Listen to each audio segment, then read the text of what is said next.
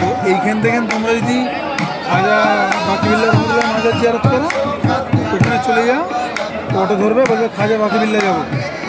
হ্যাঁ, খাজা বাকিবিল্লা চলে যাবে, ওখানে জিয়ারত করবে।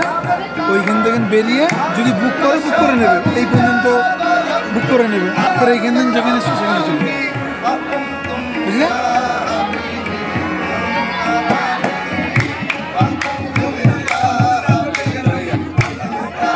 খাজা বাবার ওখানে যাবে নাকি? আজমিরে যাবে নাকি? যাওয়ার ঘোরার অনেক ইচ্ছা আছে, দেখি কতটুকু ঘুরতে পারি। আর 1 মাস আছে, 1 মাস আছে, 1 মাসের ট্যুরে আসছে।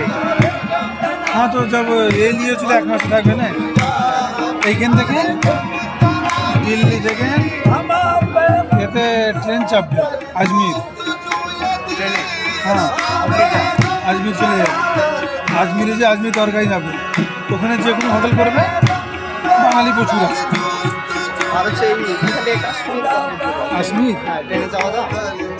হ্যাঁ, এই জন্য দিল্লি থেকে আমরা সেই হেঁটে যেতে হবে। ওই কি নাম জায়গাটা,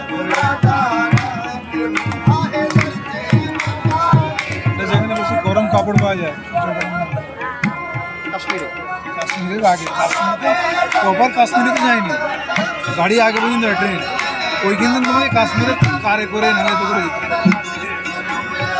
আমি যাইনি যদি কোনোদিন।